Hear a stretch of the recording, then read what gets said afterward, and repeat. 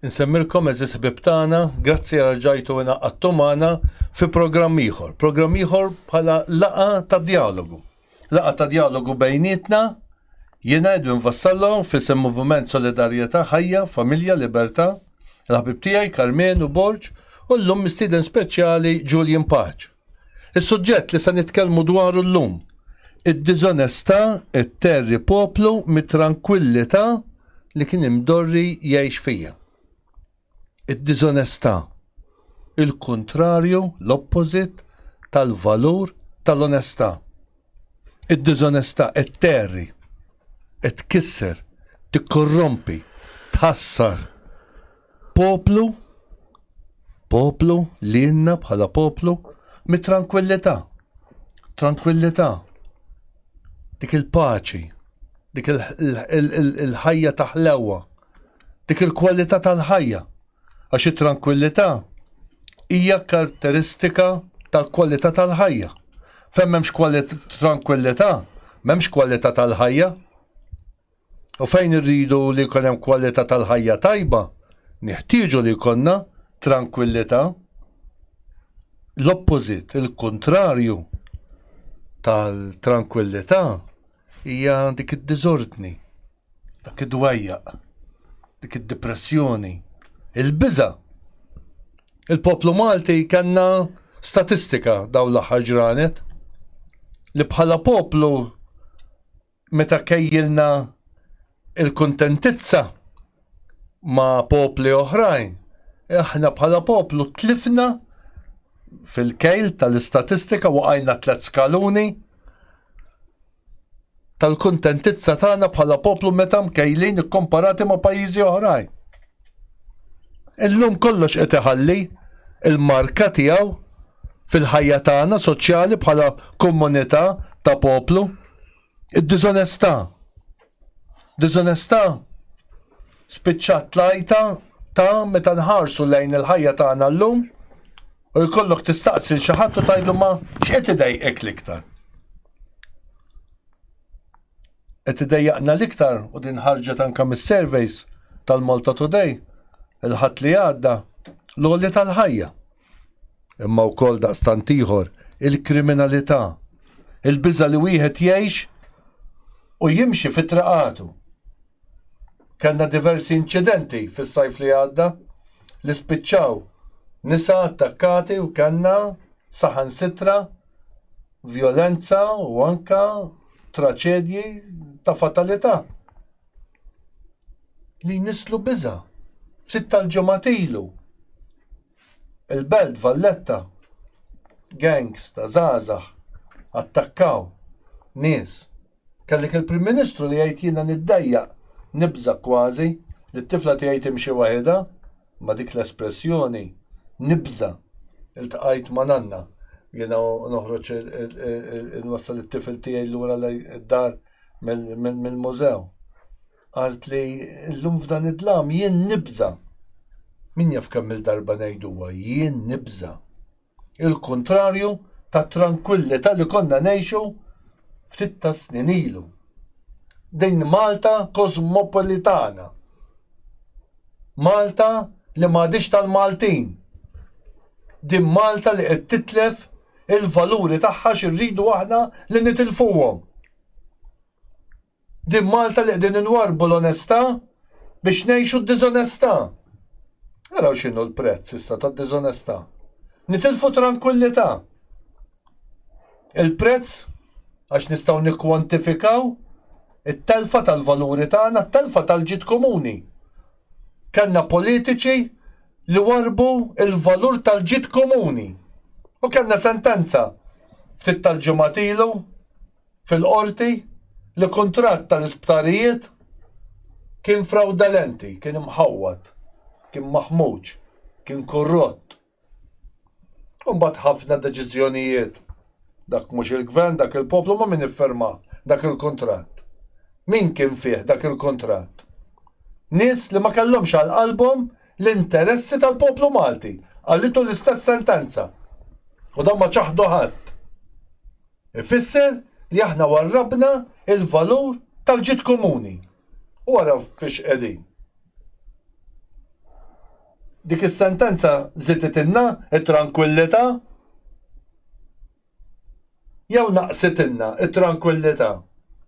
Dik is-sentenza tal-qorti żiedet il-kuntentizza f'dan il-pajjiż jew ikkonfermat dak li ilu jingħad imma li fl-aħħar mill-aħħar issa għandna kuntratti li saru mill-politiċi li skont l-istess sentenza tal-qorti kienu fraudolenti, kienu mħawda, kienu mbabsa.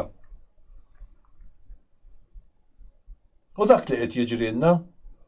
Però qoddim dan kollu, waħda mill-ikbar mardit li għandna bħala poplu Malti hija l-indifferenza.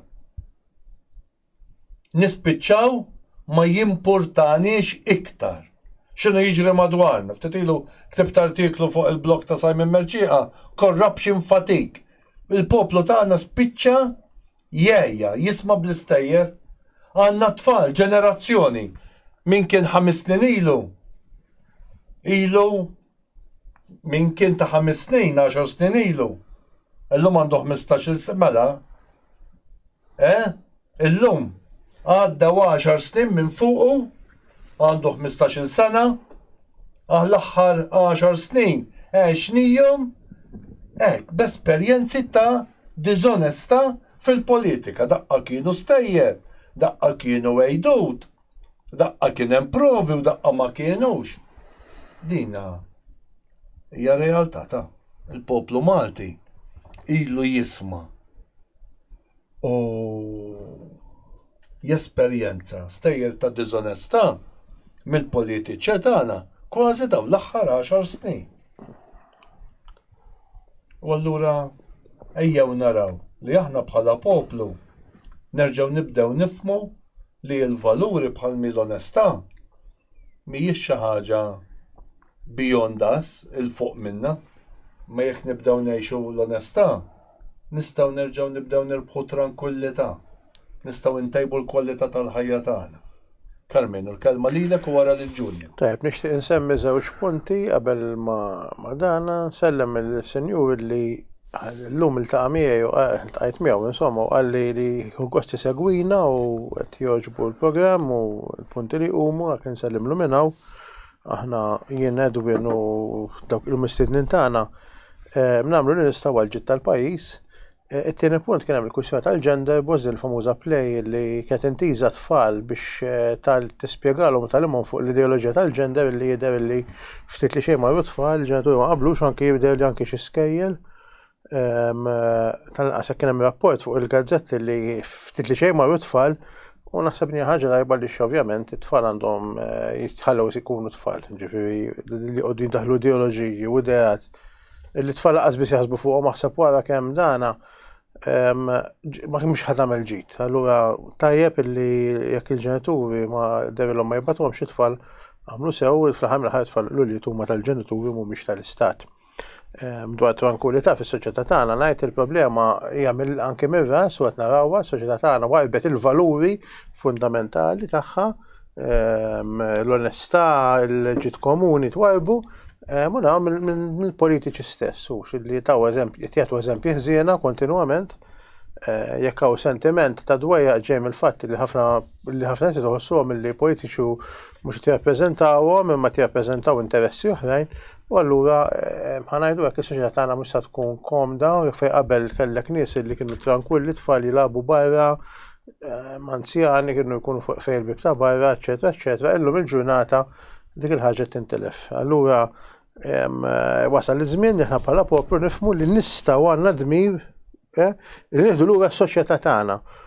Mhux billi noqogħdu nippostjaw xi meme fuq Facebook jew inkella ngħaddu xi kumment l-emmulaw, imma billi nagħmlu nagħtu s-sem tagħna sem attiv anke f'movimenti fi gruppi sabiex is-soċjetà tagħna titranġa u tqum u dak li hu tagħna nerġgħu noħduh, dak li tagħna bidwiet nerġgħu noħduh. Inħalli l-kelma Julian, il-ħsieb tiegħek. Grazzi Edwin.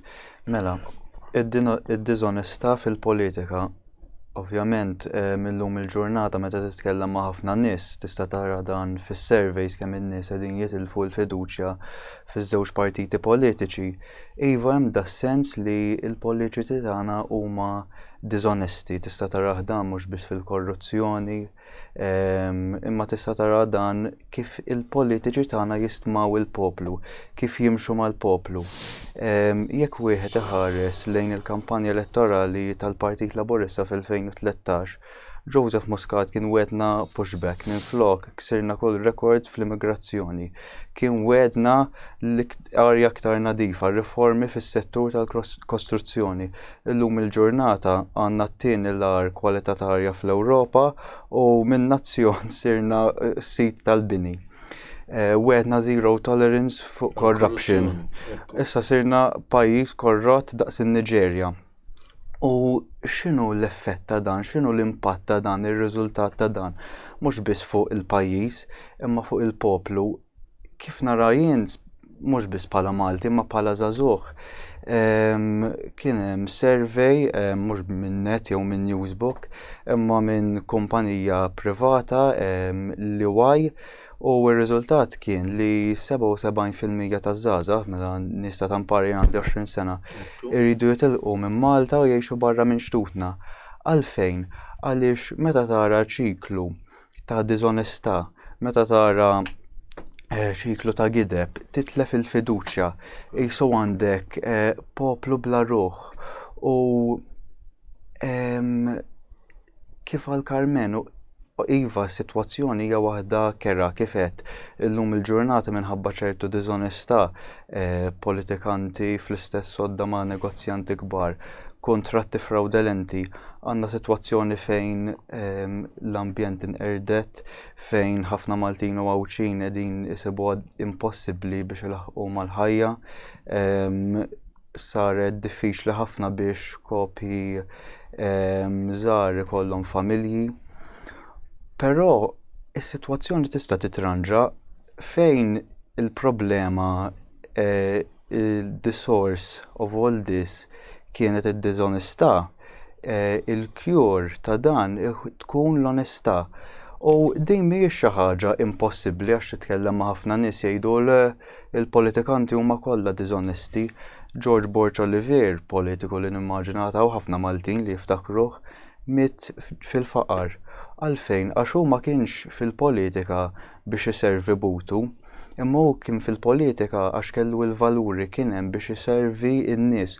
U hekk għandna bżonn, u hekk tista' titranġa sitwazzjoni billi jkollna politiċi u mhux biss politiċi għax jien veru ġejt hawn magħkom illejla u m'iniex politiku jien żagħżugħ normali u għandna bżonn nies mhux biss li għandhom il-valuri u ma' onesti u ma' hemmhekk biex iservu l-poplu ma' wkoll biex iservu lill-Alla. Prosit. Ħsib sabiħ minn żagħżugħ u dawnu il-kontrarju tal-indifferenza. Kieku Julian ma kienx qiegħed magħna llum, sata kien indifferenti u baqa' d-dar u ma jgħid xejn. Ma meta żgħażagħ iqumu jitkellmu, ikunu qegħdin bil-kelma tagħhom jiffurmaw il-ġejjini mhux tagħhom biss imma anke ta' dan il-pajjiż. Allura l-iżjed ħaġa li rridu nitkellmu dwarha hija kif aħna anke bejnietna mhux nistennew ta' fuq il-politiċi ikunu onesti, imma anke aħna stess inqanqlu bidla anke kif qal Karmenu li nerġgħu nirrikonoxxu, narfu is-sabiħ tal-valuri soċjali, tal-valuri umani, bħal mill-onestà, biex nibdew inwarbu id-diżonestà. Nuża l-kelma ta' Karmenu, nieħdu lura pajjiżna. Minn hawn ftit ieħor pajjiżna jiċċelebra l-ħelsien. U biħsiebni nagħmel programm fuq x'għandu jfisser il-ħelsien illum. Il-kisba lura ta' pajjiżna. Neħilsuh minn dil-ħakma ta' diżonestà. Dak li qegħdin nitkellmu dwaru llum.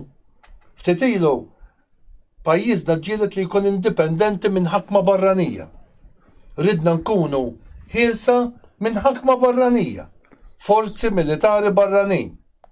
Imma llum rridu neħilsu u naraw li nkunu indipendenti minn forzi li huma ikbar. Il-forza li l-politika għamleta reliġjon U din l-istess forza li reliġjon ġabita kultura. Dawn huma il-loġika ta' xejn mhu xejn. Il-ħażin spiċċa tajjeb u ma tarfux minn dak li kien ħażin. Ix-xejn mhu xejn. Il-loġika ta' the end justifies the means. Ara li żgħażagħ x'loġika tajnijhom f'dawn l-aħħar 10 snin. Tant tajnijhom valenu, the end justifies the means, l-importanti li tasalu l-kif ma jimpurtax. Tant tajnijhom valenu biex xejn mhu xejn li kif għadu kemm qal Julian u din l-istatistika semmejnija kemm il-darba. Iż-żgħażagħ tagħna jixtiequ jitilqu minn pajjiżna meta jiggradwaw, mhux biex jaħdmu biex jaħarbu minn pajjiżna. Familji li se nitilfu żgħażagħ tagħna mela għandna the lowest rate of fertility fl-Ewropa. L-inqas rata ta' fertilità. Jiġifieri fi żmien 15-il sena oħra, 10 snin oħra jkollna inqas tfal milli għandna llum. Fi żmien 20 sena jkollna inqas żgħażagħ milli għandna llum. Fi żmien 25 sena jkollna inqas gradwati milli għandna llum. U tal-lum ukoll jitilquna. Ara f'liema soċjetà dan il-pajjiż irid jispiċċa lilu nfisha innifsu sempliċement għax kien hawn xi ħadd u taħ il-loġika the end justifies the means. Minn fejn bdejna niddemoralizzaw poplu. Minn fejn bdejna id-diżumanizzazzjoni ta' soċjetà. Id-diżumanizzazzjoni tagħna n-nies. Aħna l-poplu. Poplu li tilef il-fiduċja tiegħu fil-merħla tiegħu isna n-naċ li tlifna il-fiduċja tagħna fir-rajja tagħna. Fejn aħna llum bħala istituzzjonijiet inħarsu lejhom u naraw li tilfu l-awtorità morali tagħhom. Dan huwa faqar ta'. Din hija l-ogħla forma ta' faqar soċjali, fejn meta tħares lejn l-awtorità m'intix qed tara awtorità. Meta tħares lejn l-istituzzjonijiet li qegħdin hemm biex jiggarantixxulek is-serħan tal-moħħ tiegħek, m'intix tara awtorità morali fihom. Qed tara nies li żed qegħdin jieħdu ħsieb lilhom infushom jew lil min poġġihom hemm bħalma rajna 4 tiem ilu fil-Parlament. Id-direzzjoni tal-Parlament l-Speaker li ħad deċiżjonijiet li kważi kienu l-kontrarju tar-regolamenti tal-Kamra tar-Rappreżentanti tagħna. Mara x'inhu jiġri. Dak kollu jwassal imbagħad kif qal anke Julian għal sfiduċja. Ara meta warbu l-valuri. Qegħdin nindunaw. Warrabna l-valuri u issanna r-riżultati. U fl-aħħar survey tagħna li kważi għandek issa ftit iktar mix-xahar ta' qabel, kważi nibqgħu f'newmu fil-100,000 persuna f'dan il-pajjiż li m'għandhomx fiduċja fil-politiċi tagħna, għal daqstant laqas għandhom fiduċja fil-ġejjieni tal-pajjiż. Pajjiż li qed ifalli moralment. Pajjiż li sar gidba waħda. L-awtoritajiet m'għadhomx iktar fdati. Id-diżonestà ħakmitna. Din hija l-ħakma li għandna f'pajjiżna, id-diżonestà. U meta rridu nfakru l-ħelsin tagħna minn din id-diżonestà. Jekk iridu nerġgħu nkunu poplu brajna fidejna, Karmien. Tajjeb, żied ma l-qaled li għandna forzi mhux biss Maltin imma anke barranin, għandna NGOs, għandna li qed jimbuttaw għal ċertu aġendi li jdajfu jgħidu l-poplu tagħna, għandna wkoll elementi ġejjin anke mill-Unjoni Ewropea mingħajr ma qed nidħol fuq il-merti tagħha jew le illi wkoll jagħmlu mbuttaw għal dawn l-affarijiet, però għandna ħafna Maltin illi qegħdin jimbuttaw aġendi li jgħidulna l-karatteristiċi bħala poplu. Semma Borġu Luvi anke nsemmu l-Domin Kumintof illi kien tkellem fis-snin 50 meta qal is-sija tal-Maltin waslet. Naħseb illum il-ġurnata s-sija tal-Maltin waslet ukoll, sekk il-poplu lest jibqa' indifferenti jew nkella tqum. biex ikollu futur biex uqum. Nix indirizza z-żgħażagħ għalkemm forsi Julian jitkellem iktar minn ma intom iż-żgħażagħ li taqtaw qalbkom, veru titlaq minn pajjiżek u ssir futur. Ma ftakar li din hija artek, ftakar din hija pajjiżek u ftakar li inti tiġġieled tal pajjiżek. You have to ride the tiger. U ma nistgħux nibqgħu sejrin nħallu żewġ partiti u hawnhekk ħanagħmilha ċara jiena kif dejjem ngħid għandna l-gvern li qed jiġi jitmellaħ mill-valuri tal-poplu Malti, għandna l-oppożizzjoni li tagħmel fattija u f'ħafna drabi mija pożizzjoni xejn. Naf li din is-sitwazzjoni tista' talkom qalbkom, però l-ispiritu kumbattiv jibqa' hemmhekk biex nibħu lura s-soċjetà tagħna. Taqtawx qalbkom, timsewx aħna bħala nies forsi nħossuna waħedna, imma anke jekk aħna nies li qed nimxu qalb ir-rovini ta' soċjetà, aħna l-futur. Intom, iktar milli aħna, intom iż-żgħażagħ, intom il-futur li għad tridu tirbħu lura s-soċjetà Maltija. Għalhekk sabtu saqajkom u ġġieldu biex tirbħu dak li hu tagħkom, mhux qed nitkellem fuq vjolenza hawnhekk, imma qed nitkellem fuq il-ġlieda politika, fuq il-ġlieda etika u soċjali. U tħallux il-min influenzakom għal-ħażin, taħlux ħajjitkom, tħallux ideoloġiji bla sens modernisti jirbħukom. Il-diskors ideoloġiku tagħkom iż-żgħażagħ għandu jkun il-diskors ta' dejjem, il-diskors tal-purità tal-intenzjoni, tal-kobor, tal-imħabba għal-pajjiż u fuq kollox il-diskors li inti tħobb lill-Alla u l-pajjiżek, reliġju u patrija. Julian, il-ħsib tiegħek. Punt li rrid nespandi fuq u li semmejt kien meta qed sirna jisu pajjiż bla raj. U naraħ dan ftit darba waħda il-Papa Ġwanni Pawlu II kien iddeskrivi kultura tal-mewt. U forsi meta ngħid hekk ċertu nies jaħsbu f'affarijiet bħala abort jew l-euthanasia. Kif nara jien kultura tal-mewt hija ħafna iktar brod, fis-sens niftakar kont kellimt tiftakar fil-laqgħa ta' dialogu għawdex fis-sajf u kont kellimt kif qisu iż-żgħażagħ sirna qisu minflok nies umani, individwi, units of production fl-ekonomija. Għalfejn x'inhu r-raġuni ta' dan? Għaliex qabel ir-raj tagħna kien Alla, illum il-ġurnata ir-raj tagħna r-raj jekk tista' tgħidlu hekk sar il-flus, saret l-ekonomija. U ovvjament tista' tara l-effetti ta' dan l-individwaliżmu sfrenat, tlifna l-idea ta' komunità. Illum il-ġurnata minflok nazzjon Malta saret żona ekonomika. Inkejlu kollox bit-tkabbir ekonomiku, nistgħu nkissru l-ambjent, dar ta' karattru ta' 500 sena inwaqqgħu u nibnu flats għalfejn għax illum il-ġurnata ma naħsbux fil-komunità, fil-ġid komuni, fil-valuri, fil-wirt storiku, imma naħsbu biss fil-flus. U dik l-kultura tal-mewt, iżda ovvjament hemm bżonn biex nipprovdu soluzzjonijiet. Għalija hija sempliċi ħafna minflok kultura tal-mewt ikollok kultura tal-ħajja, kultura li hija bbażata fuq il-kelma tal-Alla, fuq il-valuri li huma favur il-ħajja, favur il-libertà, favur il-familja, u din tista' tiġi biss minn nies onesti fil-politika u li hemm bżonn kif għal Karmenu ta' semma Ride the Tiger. Iva hemm forzi oskuri u xi kultant is-sitwazzjoni tista' tkun overwhelming, nista' nitkellem hawn b'mod personali jien meta kelli xi 16-17 dejjem kelli ċertu motivazzjoni biex ninaqat ma' gruppi u nipprova kemm jista' jkun nagħmel il-parti tiegħi biex nipprova nitranġa s-sitwazzjoni għasab issa kważi sentejn li nafu Karmenu kemm jgħaddi żmien. U bil-koka u bil-krips. Iva, mela. U meta naħseb għandna espressjoni tajba. Meta tgħid il-verità tiġbed in-nies lejk. Good that attracts good.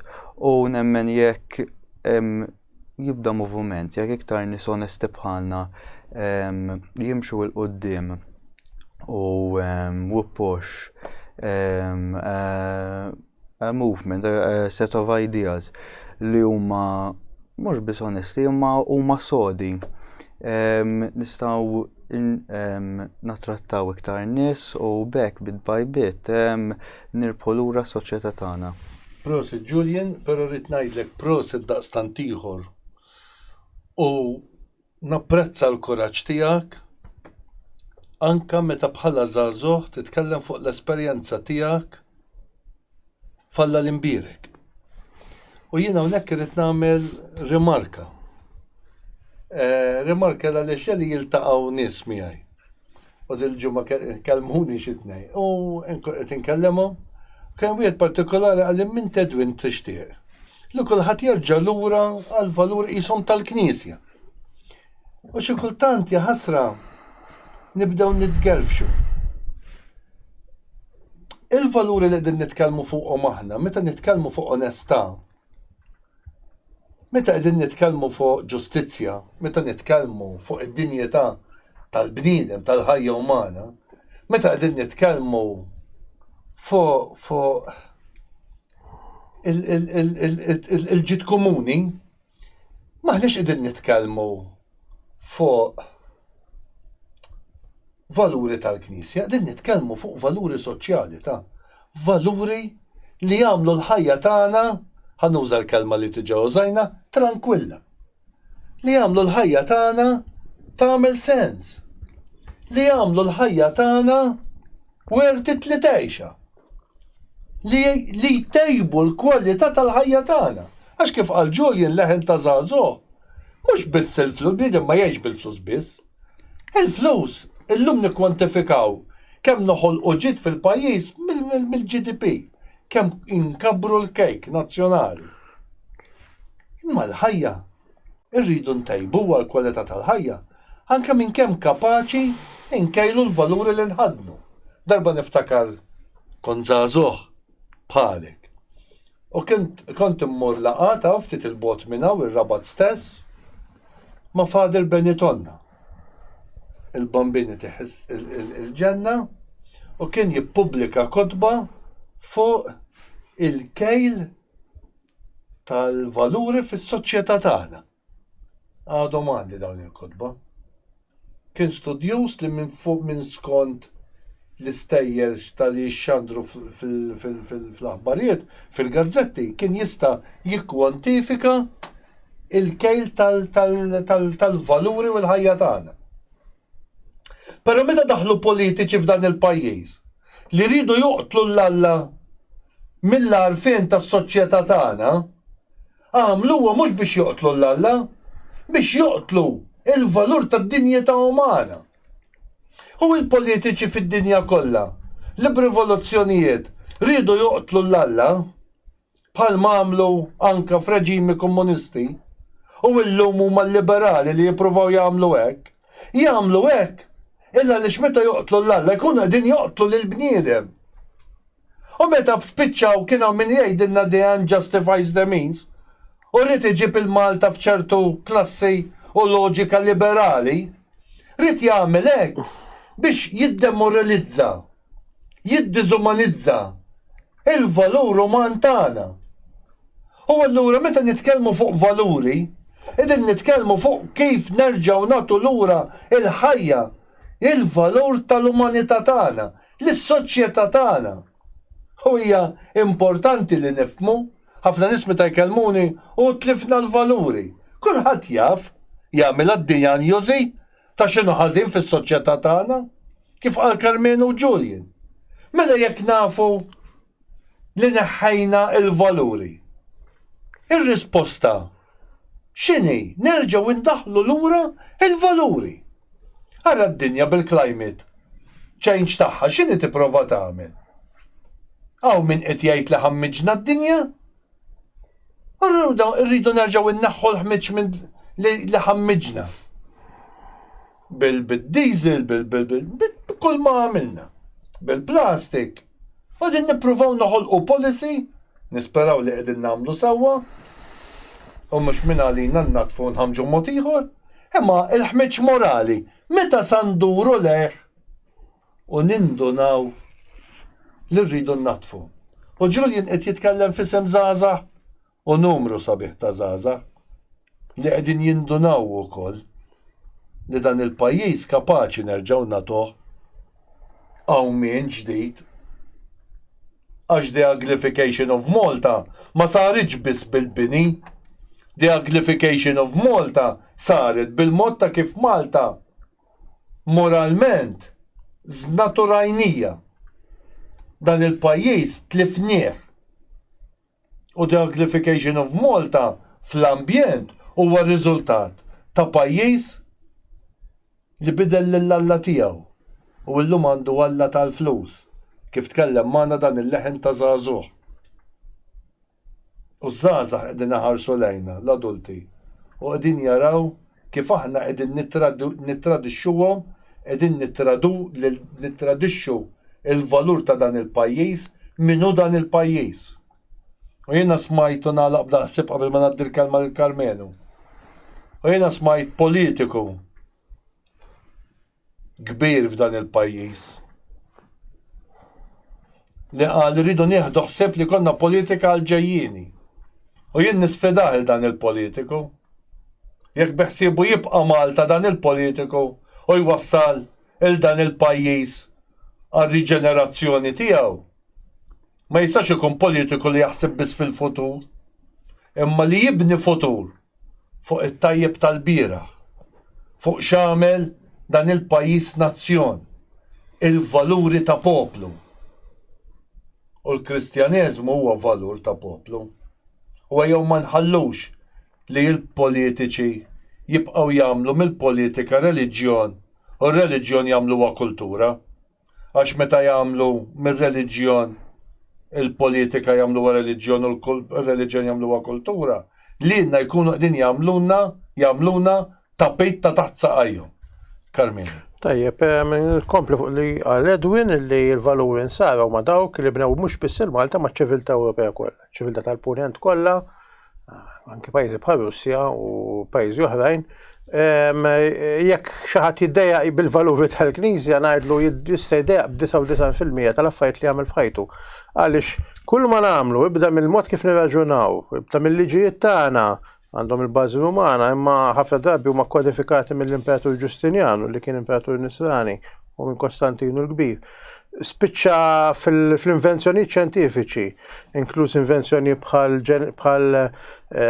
DNA, bħal ġenetika, jew inkella invenzjoni li daw kollha inventawhom saċerdoti pereżempju. Ġifieri ċiviltà tagħna ġiet mibnija mill-Kristjaneżmu, ġifieri min ma jogħġbux dana, allura jibda jgħix ta' bniem mhux ċivilizzat. Ġifieri, qed ngħidu dana biex inkunu ċari. Però fuq kollox, u jina għamnek nerġa' nappella żgħażagħ, sfortunatament il-ġenerazzjoni tiegħi u ikbar minni tħassu b'revoluzzjonijiet ta' snin 60, tħassu bit-taħwit li llum il-ġurnata wasal il-loġika tiegħu fil-din li qed ngħidula liberalizmu ngħidla globaliżmu u globalizzazzjoni. Anzi globalizzazzjoni, globaliżmu, ideoloġija tal-globalizzazzjoni.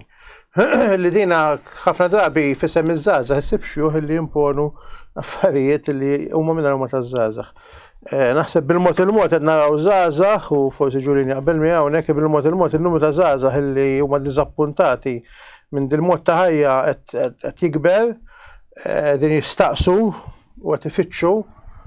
Jiena nemmen li din mewġa s'issa da biss bidu għaw Malta, anke barra minn Malta, ma din qed tiġi mewġa li tivviġenera s-soċjetajiet tagħna. Ma jistax ikun li aħna nibqgħu noħolqu stereotypes ta' żgħażagħ u nimponuhom fuqhom u nħalluhom biex niġġustifikaw il-modi li fl-aħħar mill-aħħar waslu rovina tas-soċjetà tagħna.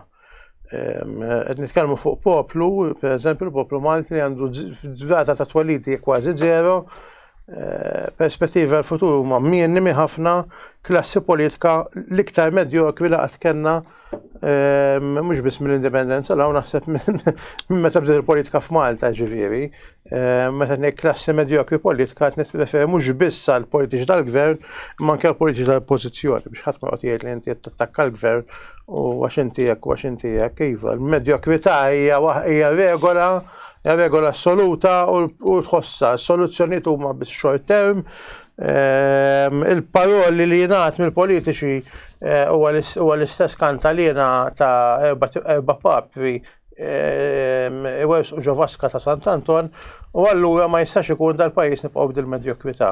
Għalhekk iż-żażet jew tal-qalbhom taqtawx qalbkom. Victory is all yours to gain. Il-futur jappartjeni għalikom. Taqtawx qalbkom. Ħudu dak li jutakom. Nerġgħu nieħdu lura s-soċjetà Maltija f'idejna bħala poplu Malti. Ejjew nneħħu l-biża, nneħħu qitih ta' qalb, nneħħu l-medjokrità minn ġo fostna għandna futur sabiħ il-qudiem. Ejjew nerġgħu nirriġeneraw ruħna bħala poplu u bħala soċjetà fuq valuri sodi, kristjani, occidentali, umani, imma bibnija fuq il-sors tagħhom il-valuri insara. Mhux il-valuri jekk tista' sejħilhom hekk artifiċjali, modernisti li ġejjin minn ċertu areas tal-medja u li aħna naħsbu li dawn huma l-valuri moderni. Il-valuri tagħna huma valuri millenari, jew nibnu fuqhom, nibnu fis-sod. Giulio, il-kelma tiegħek. Biex nżid fuq dak li jettent u dak l-Karmenu, naħseb jew il-bieraħ jew jumejn ilu rajt poll fejn qal li naħseb kważi 80% tal-Maltin qegħdin jibżgħu ħafna mill-sitwazzjoni tal-għali tal-ħajja għalfejn għax ovvjament il-faqar ekonomiku huwa serju ħafna. Iżda fl-opinjoni tiegħi xi ħaġa li hija iktar serju hi faqar morali, faqar spiritwali. U sfortunatament dik hi s-sitwazzjoni llum il-ġurnata mhux biss f'Malta ma anke fl-Ewropa in ġenerali. Għalfejn għax għal xi raġuni jew oħra hija komplikata min jgħid għax il-Knisja ġiet infiltrata jew il-currents tad-dinja moderna kienu qawwin wisq. Ma sfortunatament iva l-valuri insaraw il-Knisja in ġenerali kważi sparixxiet u sparixxew mis-soċjetà tagħna. Però ma jfissirx li qegħdin ngħixu f'soċjetà atea għalfejn għax naħseb li kien Aristotle li kien qal li l-bniedem fih innifsu fin-natura tiegħu huwa reliġjuż. U kif qed illum il-ġurnata qegħdin nadoraw il-flus u l-individwaliżmu kif qed end justifies the mean, l-ewwel jien, it-tieni jien, it-tielet jien. U ir-riżultat ta' dan hu li għandna soċjetà likwida, soċjetà b'nuqqas ta' valuri u soċjetà b'nuqqas ta' direzzjoni għax meta għandek soċjetà li hija mibnija minn fuq tradizzjonijiet, għandek soċjetà li għandha il-passat u minn dak il-passat jista' jinbena mhux biss il-preżent imma l-futur. Illum il-ġurnata mhux biss m'għandniex tradizzjonijiet imma kważi kif għedna m'għandniex valuri, m'għandna xejn mhux biss nibnu il-preżent taħseb wara futur għalina għaż-żgħażagħ għall-pajjiżna, għas-soċjetà tagħna. U li hemm bżonn Karmenu kien qal li l-ġenerazzjoni tiegħu ta' qablu kienu affettwati mir-revoluzzjonijiet soċjalisti, liberali, call them what you want, tas-sittinijiet. U kif nara jien hemm bżonn li fejn ir-revoluzzjoni għamlet sara hemm bżonn ta' kontra-revoluzzjoni. Qed ngħid dan f'sens ta' qisu restoration ta' li kellna li r-revoluzzjoni ħadet minna.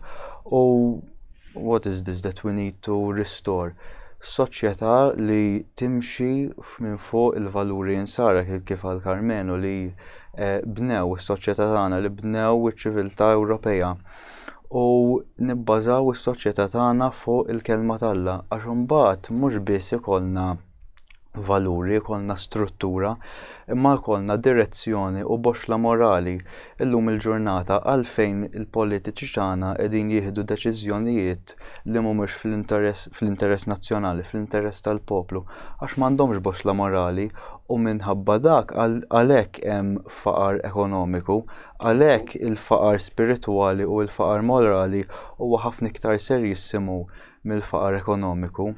U b'dal restoration, b'dal kontra-rivoluzzjoni li huwa mibni minn fuq il-kelma tal-Alla, minn fuq il-valuri insara, nistgħu nieħdu s-soċjetà lura u bekk immorru lura fl-ewwel interventions tagħna meta qedna veru s-sitwazzjoni hija kera, hija qegħdin ngħaddu minn żminijiet diffiċli, imma tista' titranġa hemm tagħmal dal-pajjiż veru nitkellmu fuq il-pessimiżmu, qisu l-bordata taż-żgħażagħ u l-Maltin in ġenerali.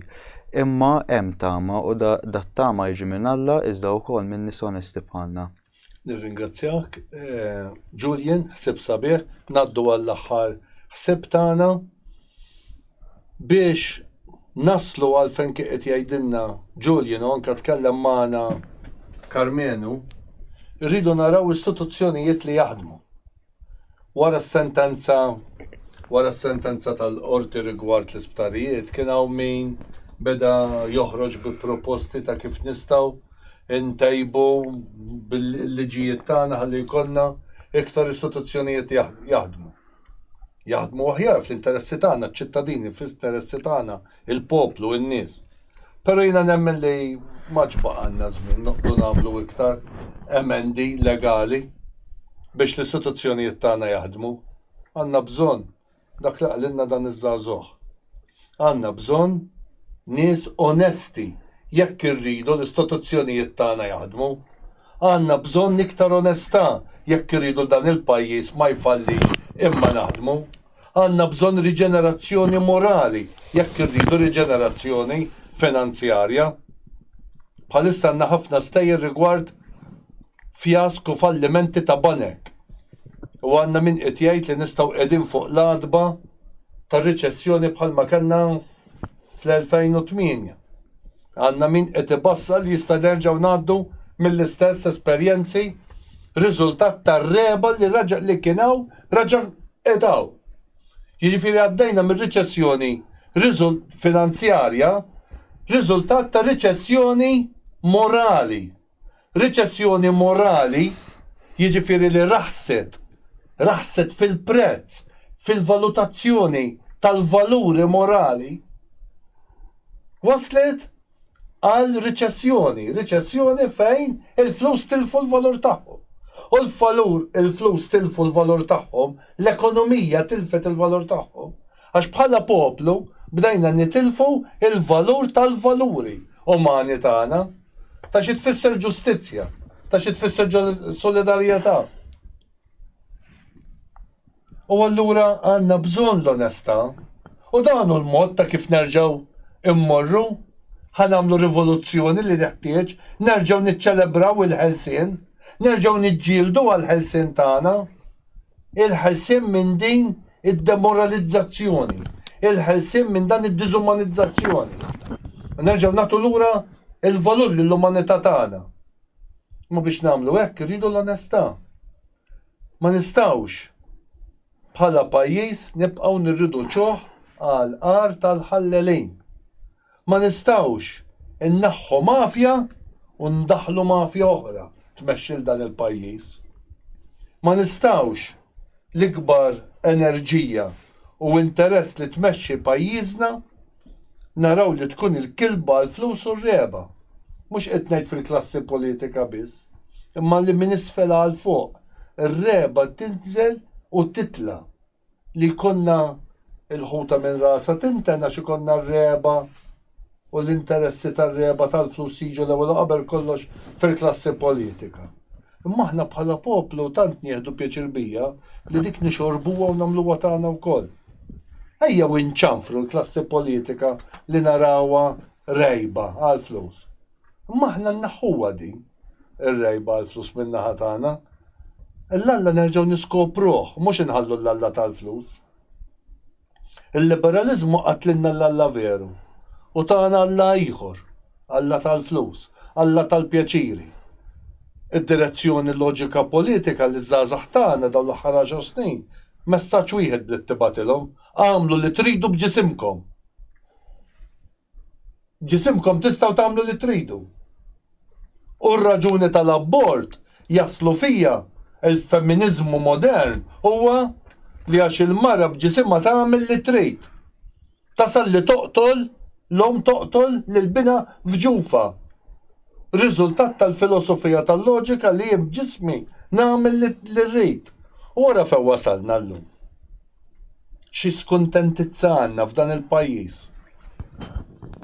U l-korruzzjoni tal-flus tibda l-ewwel billi tikkorrompi l-poplu mill-verità, tikkorrompi l-poplu mill-moralità tiegħu, tikkorrompi l-poplu mis-sens ta' Alla f'ħajtu.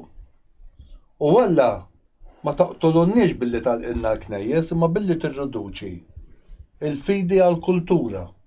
U l-politika tieħu post il-fidi, tieħu post Alla, tibda tqissir reliġjoni.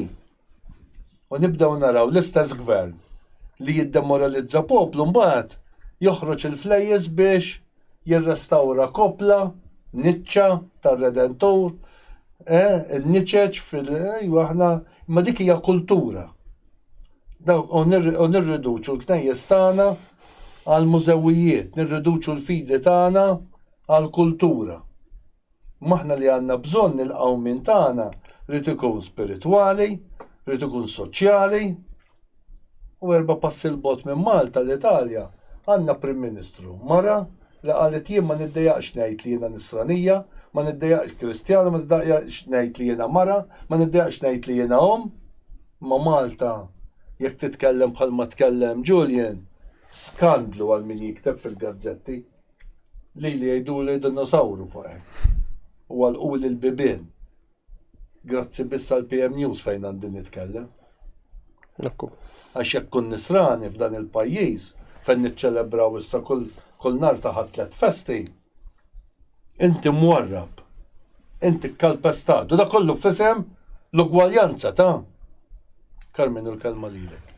Sejb, bil-ħafna ma l-waġa kif għal Edwin grazzi għal PM News li tagħti l-espressjoni ħilsa tal-ħelsin tal-espressjoni għaliex ħafna drabi l-nisimgħu fuq PM News ma jinstama' mkien, ġifieri beħ kien hemm programm tajjeb ħafna nhar it-tnejn skużawni kien programm tajjeb ħafna fej insellem kien hemm Malcolm Sejkel u Billy McBee li smajna aspetti interessanti ħafna naħa l-oħra tal-komunità omosessuali li l-vuċi tagħha tinstema' tiġi użata ma ma kienx tiġi mistmuha, ma lek u dan nisimgħu bih f'PM News. Ġifieri. Fuq kollox dik kelma kbira tal-liet, jiġifieri dawn nies li qegħdin iħossuhom jiġu użati. Ekku, jina nistieden il-min ma raħx il-programm isibu jaraħ għaliex kien programm informattiv ħafna. Ngħid għalija ftit li xaqat smajt f'Malta, naf li barra minn Malta ġieli smajt programm minn barra minn Malta li jitkellmu fuq dan l-aspett, ma Malta ftit li xejn. U grazzi naġet, grazzi għal PM News, qed li jagħti n-naħa l-oħra tal-munita. Fuq kollox ningrazzja għal dawk il-Maltin kuraġġużi li jieħdu li kapaċi jieħdu pożizzjoni. Poplu Malti tax qalbek, ġifieri la ħaġa tagħmel ta' qalbek. Ejja, nieħdu pożizzjonijiet sodi ħalli l-pajjiżna nerġgħu kif qed l-ewwel inqajmuh, nerġgħu neħduh mill-ġdid kif hemm bżonn. Nirrestawraw kif semma tan Julian il-konċett tal-kontrrevoluzzjoni, tal-restawrazzjoni fis-soċjetà, fil-familja, anke fl-arkitettura pereżempju, anke fil-mod kif il-ngħixu. Hemm bżonn nerġgħu niskopruh u nirrestawrawh għax li fnieh. Julian, il-kelma lilek. U l-concluding remarks. L-aħħar sejħa tiegħek liż-żgħażagħ. All right. Mela l-ewwel minn net biex nikkonkludi nirringrazzja lilek Edwin u Carmen u PM News għal din l-opportunità jien qisu veru tkellim. Grazzi lilek, tal-li aċċettajt u nagħmlu minn hawnhekk nagħmel stedina biex iktar żgħażagħ li jixtiequ. U anke persuni oħrajn jixtiequ jiġu magħna. Ejjew nibdew noħorġu mill-qoxra. U l-kuraġġ ta' Julian huwa eżempju bħalma kien il-kuraġġ ta' Benjamin li kien hawn u ta' Jake li kienu hawn fostna u jridu jerġgħu jiġu magħna ma dak il-kuraġġ li fuq iridu nibnu il-futur ta' dal-pajjiż. Kompli skużani Julian. Le kif qed. Ma rid nagħmellek kuraġġ fl-istess ħin. Le kif qed din kienet l-ewwel darba li ġejt fuq programm veru tkellimt ftit fil-passat imma din kienet l-ewwel darba li ġejt nitkellem fuq programm normali u nirringrazzja PM News u int għall-opportunità. biex nikkonkludi rrid ngħid li biex verament titranġa sitwazzjoni veru hemm bżonn sforz kollettiva, imma qabel hemm bżonn sforz individwali għalfejn għax poplu moralment korrott se jeleġġi politikanti moralment korrotti. Għalhekk hemm bżonn li kull wieħed waħda minna bħala individwi l-ewwel minn nett nikkonvertu u kemm jista' jkun nippruvaw ngħixu ħajjitna b'mod onest kif għedna hemm biex nikkombattu id-disonestà u nippruvaw kemm jista' jkun ngħixu skont ir-rieda tal-Alla llum il-ġurnata qegħdin ngħixu f'soċjetà u qegħdin ngħixu f'ħajja materjalista fil-konsumarizmu u f'soċjetà sekolari fejn kif għedna diġà nuqqas ta' valuri, però nemmen 100% jekk hemm sforz individwali minn kull wieħed u waħda minna biex nimxu skont ir-rieda tal-Alla u ngħixu ħajja aktar onesta, dan se jkun hemm qisu bl-Ingliż jgħidu domino effect. Ma jew fl-ekonomija xi nistudja economics l-università multiplier effect. U bekk ikollna moviment li għandu l-onestà, il-ħajja fiċ-ċentru tiegħu u kif ukoll fl-aħħar mill-aħħar soċjetà iktar onesta. U dan jibda kif qed kull wieħed kull individwu li qed jara dal-programm veru huwa l-ħin tiegħu, il-mument tiegħu kif kien semma Carmenu s-sija tal-Maltin, ġiet biex kemm jista' jkun ngħixu ħajja aktar onesta u nagħmlu l-isforz tagħna bħala individwi biex imbagħad nittiebu s-soċjetà tagħna. Grazzi Carmenu, grazzi Julian. Kelma tal-aħħar. Ejjew ma naqtawx qalbna. Ejjew ma naqtawx qalbna mill-valuri tagħna. Ejjew ma naqtawx qalbna mill-valuri li sawru l-poplu tagħna. Ejjew ma naqtawx qalbna u nwarbu l-valuri li l-missirijietna tawhom l-enerġija u l-kuraġġ li jiġġieldu żewġ gwerer. Ejjew ma naqtawx qalbna mill-valuri li l-missirijietna tawhom il-kuraġġ li f'tant faqar u f'tant diffikultajiet għexu imma wkoll ċertu tranquillità li aħna llum ngħiru għalija. Ejjew ma naqtawx qalbna mill-valuri li huma għalina enerġija. Il-valuri mhumiex skomdeta. Il-valuri mhumiex il-Knisja, il-valuri huma l-enerġija li għandna bżonn f'ħajjitna biex nerġgħu nagħtu lura skop għal ħajjitna u dan il-pajjiż nagħmluh livable. Pajjiż sabiħ li fih tista' tgħix. Niltaqgħu nhar-l-erbgħa li ġejjin fl-istess ħin fit-8:09 suġġett ieħor interessanti. Għal bħallhom ġimgħa. Grazzi. Grazzi.